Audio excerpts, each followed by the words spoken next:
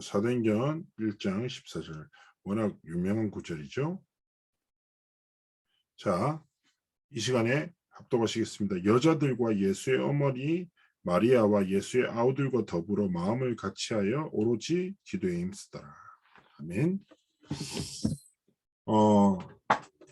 오늘 이제 제목은 남은 자 순례자 정복자가 누린 나의 24인데 우리 귀한 21교구 귀한 우리 하나님 동역자분들 전부 다 하나님 앞에 24를 살아가고 있잖아요.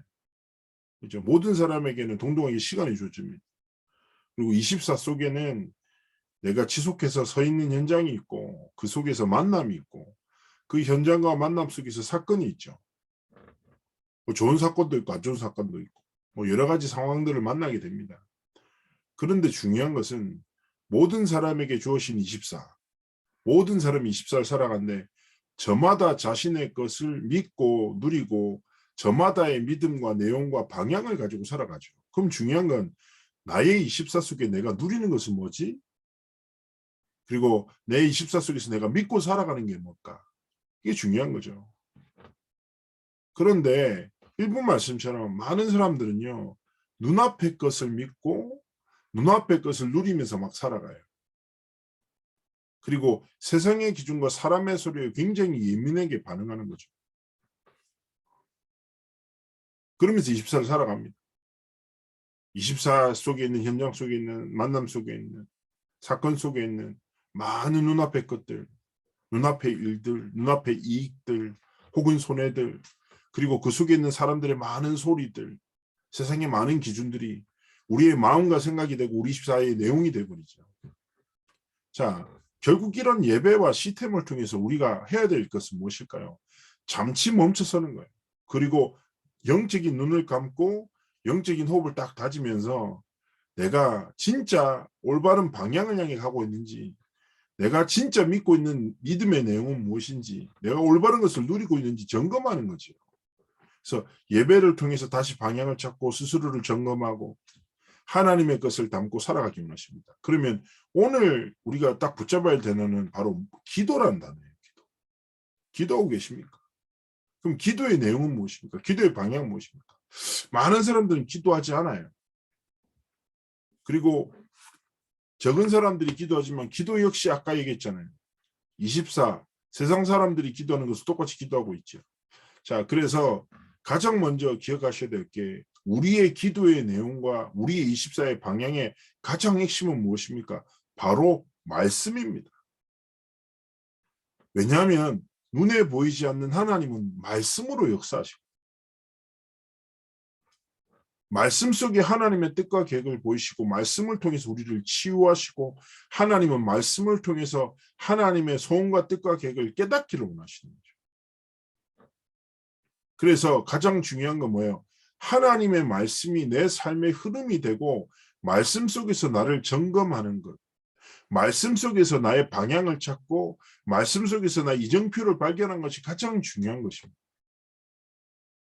그 속에 기도 제목도 있고요. 즉 말해서 눈앞에 보이는 것을 기준 삼고 쫓아가는 것이 아니라 눈앞에 보이는 모든 것을 지으신 하나님의 말씀 속에 있는 하나님의 뜻과 계획과 소원을 정말 발견하고 그 말씀의 흐름 속에 나의 오늘이 있기를 하나님 원하시는 거죠. 그래서 진짜 말씀을 믿는 자, 말씀에 사로잡힌 자들의 기도는 다릅니다. 내가 필요로 하는 것을 기도하는 것이 아니라 하나님이 이 현장에 이 만남과 이 사건 속에 필요로 하시는 것을 질문하는 거죠. 많은 분이 저한테 이렇게 질문도 합니다. 목사님, 기도가 어렵습니다. 전 간단하게 얘기합니다. 기도는 아주 쉽습니다. 내가 뭘 구해야지, 뭘 기도해야지, 뭘 구해야 할까? 이게 질문하는 게 기도의 시작이 아니라 하나님 앞에서 하나님이 내게 원하시는 게 뭔지를 질문하는 게 기도의 시작이라고. 근데 하나님이 우리에게 원하시는 삶과 길은 아주 선명하게 말씀 속에 명확하게 담겨 있다.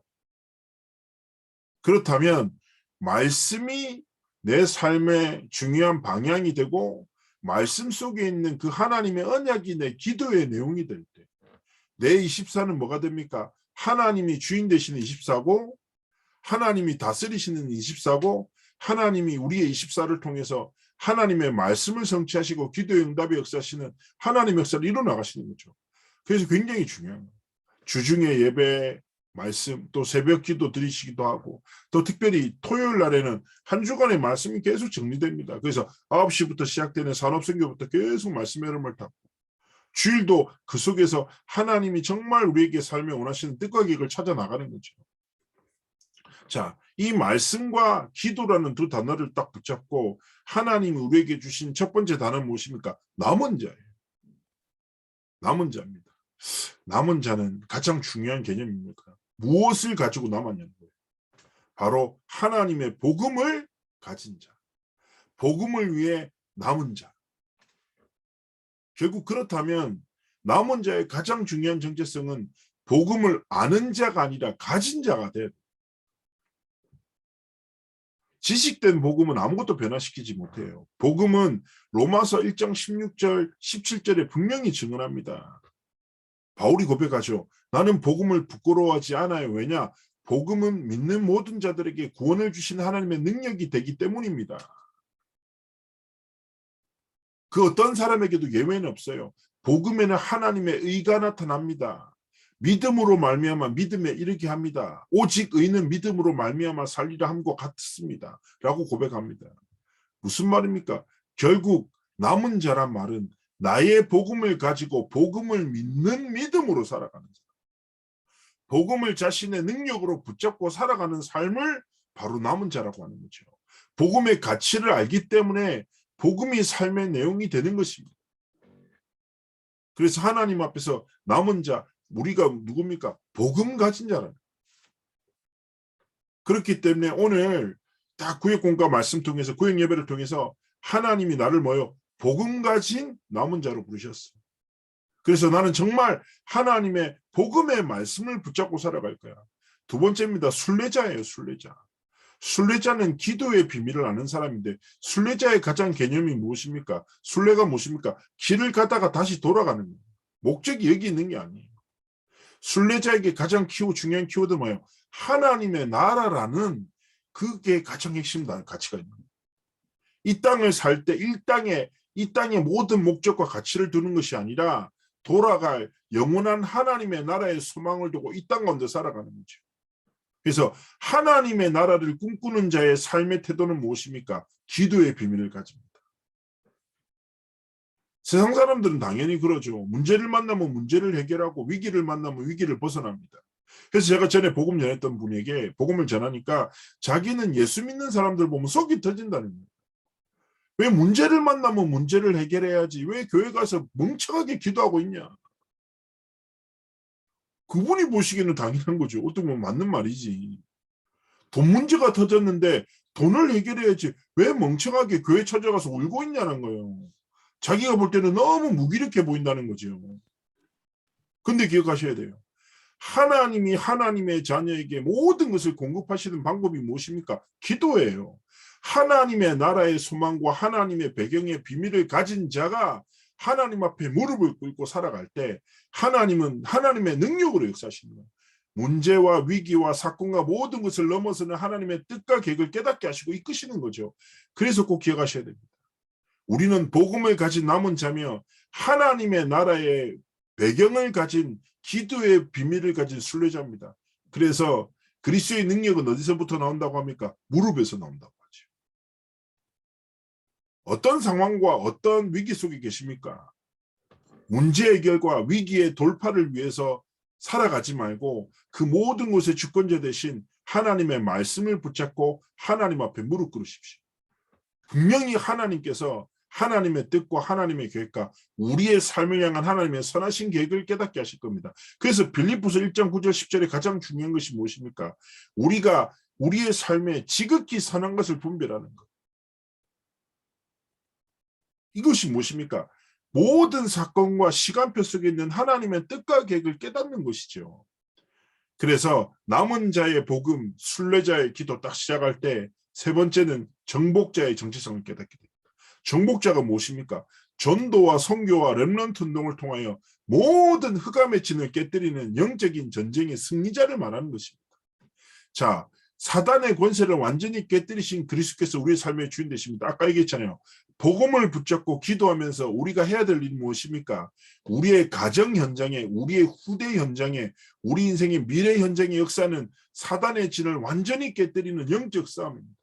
언제 영적 승리가 시작됩니까? 승리하신 그리스도를 고백하고 선포하고 붙잡을 때, 승리하신 그리스도를 나의 현장에 증거하고 우리 다음 세대들에게 전달할 때 하나님은 완전한 정복자로 우리의 삶을 이끌어 나가시는 것이죠. 그래서 굉장히 중요한 겁니다. 하나님이 주신 정체성을, 나의 정체성을 붙잡고, 첫 번째 뭐예요? 나의 복음을 아는 자가 아니라 가진 자요, 그 복음으로 살아가는 자가 되십시오. 그리고 위기를 만났습니까? 문제를 만났습니까? 한계를 만났습니까? 갈등을 만났습니까? 거기에 빠지지 말고요. 그거 딱 붙잡고 바로 뭐예요? 히스기야가 사네립의 서신을 딱 가지고 이스라엘 그 벽 앞에 딱 성전벽 앞에 서서 무릎 꿇었던 것처럼 하나님 앞에 딱 엎드리십시오. 그리고 하나님의 뜻과 계획이 성취될 수 있도록 하나님 앞에 서십시오. 하나님 시작하십니다. 그리고 우리는 무엇입니까? 복음과 기도의 비밀을 가지고 진짜 그리스도 하나님 나라 성령 충만함의 이 가치를 우리에게 주신 가정과 가문과 다음 세대에 전달하는 중요한 싸움을 시작하기 원하시는 거죠. 그래서 이것을 가지고 생각해야 될 것이 있습니다. 첫 번째 무엇입니까? 남은 자의 복음이란 정체성을 가지고 우리의 기도가 말씀 중심으로 기도해요. 말씀 중심. 결국 무슨 말입니까? 우리가 계속 강단 말씀을 듣잖아요. 그런데 사실 이 말씀이 중간중간에 생각나기가 쉽지 않죠. 메시지 노트 찾아봐야 되고 아닙니다. 그런데 하나님이 주시는 강단 말씀 속에서 나에게 주신 한 단어, 하나님이 이번 주간에 내게 원하시는 신앙 고백이 뭐지? 질문하십시오. 그리고 하나님이 이번 주간의 말씀의 흐름을 통해서 내게 선물로 주신 신앙의 고백을 찾아내십시오. 그리고 그 신앙의 고백이 뭐가 됩니까? 내 삶의 기도의 제목이 되고 내 삶의 중요한 선택의 기준이 돼야 됩니다. 복음의 가치를 알고 보좌의 축복을 알고 하나님의 계획을 발견한 사람을 통해서 하나님은 이루시는 게 무엇입니까? 말씀을 성취하시는 언약의 하나님이시죠. 그래서 저는 전에 일본에 사역을 하러 갔다가 일본의 현지 장로님이 그렇게 기도하셨는데 지금도 제 신앙 고백이거든요. 오늘 선포되는 하나님의 말씀이 내 삶이 되게 하시고 이 말씀의 성취가 내 미래가 되게 해달라. 그렇죠. 남은 자는 복음을 붙잡고 말씀을 중심으로 기도합니다. 자, 두 번째 무엇입니까? 순례자는 하나님의 나라의 비밀을 가졌기 때문에 초월합니다. 무엇을 초월합니까? 지금 눈앞의 것들, 사건들, 사람들. 맨날 목사님 말씀하시잖아요. 문제 중에 대부분의 것은 지나가는 문제예요. 왜 그 문제가 진짜 내 삶을 지배합니까? 그 문제를 내 삶에 담는 순간부터. 얼마 전에 성도님 한 분 만나서 뭐 경제적인 상황 어려움 때문에 많이 고민하시더라고요. 뭐 이것도 하고 저것도 해야 되고 막 매달 돌아올 때마다 이자가 나가고 막 어렵게 하시더라고요. 그래서 제가 웃으면서 얘기했어요. 그거 어쩔 수 없는 건 아니냐고. 이미 주어진 것 아니냐고. 이미 삶에 흐르고 있는 흐름 아니냐. 근데 왜 그 흐름을 마음과 생각이 담으시냐. 그러잖아요. 이미 우리에게 처해진 상황 어쩔 수 없는 거죠. 감당할 수 있는 힘을 주시죠. 그런데 중요한 것은 무엇입니까? 사단은 문제에 갇혀서 하나님의 말씀을 떠나 문제를 해결하기 위해서 인생의 모든 몸부림치면서 살아가도록 계속 속여요. 하나님은 영적인 것을 초월하여 하나님의 나라를 꿈꾸기를 원하신데 문제 따라 갈등 따라 사람 살아가도록 우리의 조급함과 우리의 삶에 눈앞의 것을 쫓도록 계속 속인다. 그래서 빌립보서 4장 13절 고백 있잖아요. 바울의 고백. 이게 뭐예요? 순례자의 초월의 기도예요. 내게 능력 주신 자에서 내가 모든 것을 할 수 있다. 사람들은 생각하죠. 와 파이팅 이런 뜻이라고 생각하죠. 아닙니다. 빌립보서 4장을 읽어보면 이런 내용이에요. 바울은 고백합니다. 나는 그리스도 안에 있습니다. 그렇기 때문에 어떤 것도 상관없습니다. 나는 완전한 복음 안에 있기 때문에 배가 불러도 되고 배고파도 되고 돈이 있어도 되고 없어도 돼요. 아파도 돼요. 안 아파도 돼요. 환경이 나를 지배하지 않습니다. 그리스도께서 나를 다스리시기 때문에. 나는 그리스도 안에 있기 때문에 무엇이든지 할 수 있고 아무것도 안 해도 되는 일체 자유함을 가진 자입니다. 나는 그리스도 안에서 모든 것을 할 수 있습니다. 이게 뭐예요? 초월의 기도. 복음 안에 있는 자유함 때문에 눈앞의 것이 나를 다스리고 지배하는 것이 아니라 문제와 고통과 환경이 나를 완전히 억압하는 것이 아니라 복음에 완전히 사로잡혔기 때문에 이 답을 가진 사람은 뭐 할 수 있습니까? 진짜 감사할 수 있습니다. 감사할 수 있어요. 내가 어쩔 수 없는 문제를 어떻게 하려고 불안해하면서 몸부림치지 말고 그거는 잘 흐르게 그래 시간표가 이렇구나. 계절이 지나잖아요. 그 계절이 변하지 않습니까? 얼마 전까지는 얼마나 추웠습니까? 지금 더워지잖아요. 또 살짝 쌀쌀해졌다가 좀 있으면 봄 이제 지금 봄이죠. 막 이제 꽃도 피고 교회도 얼마나 아름답습니까? 또 좀 지나면 더운 여름이 옵니다. 선선한 가로다 또 추운 계절도 오르듯이 인생도요. 업다운돼요. 계속. 그런데 우리의 삶이 무엇입니까? 우리의 인생은 하나님의 나라를 이루는 순례자이기 때문에 하나님의 나라를 꿈꾸며 하나님이 주신 복음 안에서 모든 것을 누리면서 초월하고 뭐예요? 감사. 그래서 복음 붙잡고 말씀으로 신앙 고백하시고 하나님 앞에 감사의 고백 드리십시오. 야고보서에 이런 말씀이 나요. 커다란 배가 움직이지 그 커다란 배의 방향을 결정하는 건 뭐 같아? 조그만 키를 돌리면 그 커다란 배가 그 키가 돌리는 방향에 따라서 움직인다. 그게 너희의 혀다. 우리의 혀, 즉 입술의 고백에 따라서 인생의 방향이 결정된다. 야고보서의 교훈이 말 조심하라는 건데 더 큰 분은 무엇입니까? 말 조심히 하라는 게 아니에요. 하나님이 원하시는 말을 시작하라는 거예요. 하나님이 내게 주신 말씀을 내 입에 두고 하나님의 말씀을 고백하고 그 말씀을 주시고 성취하시라는 하나님 앞에 감사의 고백하고 갈 때 하나님은 우리에게 자유함과 응답과 사건을 통해서 우리의 삶을 완성시켜 나가시는 거죠. 당연하게 우리의 삶에 최선의 행동을 다해서 문제도 해결하고 관계도 풀어나가고 해야 되겠죠. 그러나 우리의 삶의 근본을 말하는 겁니다. 그리고 세 번째 뭡니까? 아까 얘기했잖아요. 영적 전쟁하는 정복자인데 영적 전쟁을 딱 정복자 무엇입니까? 사단을 무릎 꿇게 하는 기도가 정복자다. 전에 렘넌트 한창 이제 사역할 때 유광수 목사님이 좀 렘넌트 리더들을 딱 모아놓고 한 단어로 얘기하셨어요. 너희들 꼭 기억해라는 거야. 이렇게 얘기하시는 거예요. 앞으로 선택할 때 이 선택하라는 거예요. 첫 번째는 뭐냐? 하나님이 어떤 선택을 하면 기뻐하실까 질문하고 두 번째는 내가 어떤 선택을 하면 사단이 두려워할까 딱 고민하라. 하나님이 기뻐하시는 선택과 사단이 두려워하는 선택은 똑같다라는 거죠. 무엇이라고 생각합니까? 그러면 우리 성도님들도 스스로 질문해 보세요. 지금 주어진 삶의 현장에서 갈등 속에서 딱 내가 맞닥뜨리고 살아가고 현실에 또 실제 어려움과 한계들 만나실 수 있잖아요. 그러면 내가 어떤 기도를 시작하면 하나님이 기뻐하실까? 내가 어떤 기도와 신앙 고백을 드리면 사단이 두려워서 벌벌 떨며 무너질까? 고민해 보시라니까. 그러면 한 가지 쪽으로 딱 방향이 가게 됩니다. 그래서 하나님이 우리에게 주신 절대 언약의 목표, 내가 살아도 죽어도 주를 위해 산다고 고백했던 로마서를 기록했던 바울의 고백처럼 우리의 삶이 살든 죽든 가진 것이 많건 적건 하나님의 절대 언약인 237 치유 서밋이라는 언약의 방향을 향해서 나아가기를 원하시고 그 속에서 하나님은 복음 가진 남은 자, 하나님의 나라를 꿈꾸는 순례자, 사단의 모든 진을 팔 정복자의 정체성을 주시고 그 정체성 가지고 진짜 기도를 시작하라고 하시는 거죠.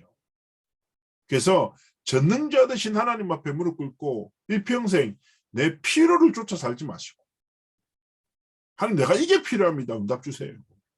하나님 아픕니다. 안 아프게 해주세요. 배고픕니다. 배부르게 해주세요. 제가 5살 때 가정 예배하면 제가 이렇게 기도했대요. 하나님 바나나 먹고 싶어요. 바나나 주세요. 예수님의 이름을 기도합니다. 그 다음날에 또 대표 기도 시키면 하나님 치킨이 먹고 싶어요. 치킨을 주세요. 그게 제 5살짜리 기도예요. 그럼 우리 가족들 키키 굽고 난리 나죠. 김영기 맨날 먹는 것만 기도한다고. 자, 그런데 과연 5살 때 제가 했던 기도랑 지금 성인이 됐던 사람들의 기도가 뭐가 다른데요? 근본을 보면 똑같다니까요. 딱 그 수준이에요. 필요한 거, 눈앞에 거. 그런데 생각해 보세요. 정상적인 아빠를 가진 아이는 먹는 거 걱정 안 합니다. 자는 거 걱정 안 해요. 부모가 자신에게 주어진 최고의 것으로 자녀들을 양육하거든요. 하나님 아버지가 우리의 필요를 모르겠습니까? 우리의 고통을 모르시겠냐고요. 우리가 만난 환난을 모르시냐고. 아신다니까. 근데 우리 하나님 아버지는 좋으신 아버지시죠. 그리고 실수를 안 하세요. 그리고 반드시 언약을 성취하시는 하나님이세요. 그 하나님이 우리에게 원하시는 게 뭐라고 생각하십니까? 그 기도를 시작하자고요. 남은 자, 순례자, 정복자의 기도를 시작할 때 하나님은 가정의 후대 모든 재앙을 곁들이십니다. 가정과 후대와 가문의 모든 불신앙을 곁들이실 거죠. 기도에는 역사하는 힘이 있거든요. 현장에 막힌 문을 여실 것입니다. 하나님 앞에 고백하십시오. 내가 필요를 쫓아 살지 말고 하나님이 필요로 하시는 일에 삶을 드리면요. 하나님은 우리의 모든 필요를 채우시고 응답 주십니다. 그것이 마태복음 6장 33절의 기도 아닙니까? 그래서 이번 한 주간 한번 하나님 앞에서 믿음으로 이런 기도를 시작하시기를 그리스도를 축복합니다. 그래서 하나님 주신 복음의 가치를 알고 우리의 기도 제목이 하나님의 마음과 소원과 진짜 합해지는 그런 애와 축복이 있기를 축복하고요. 그리고 또 이번 주간에 계속 특히 토요일 날 말씀의 흐름 9시부터 꼭 일어나셔서 그 말씀의 흐름 속에서 증인의 길을 걸어가시길 주였으면 축복합니다. 제가 한번 기도하겠습니다. 살아서 역사하신 하나님께 감사를 드리며 우리 21교구 귀한 전도자들에게 기름 부으셔서 하나님이 말씀을 통해 약속하신 남은 자, 순례자, 정복자의 24가 우리 귀한 사역자들의 24 되어 하나님의 나라와 하나님의 성과 하나님의 계획과 하나님의 뜻을 이루는 증인의 길을 걸어가시도록 함께 하시고 축복하여 주옵소서. 감사드리며 살아계신 주 예수 그리스도의 이름으로 기도합나이다. 아멘. 네, 감사합니다. 아멘. 감사합니다.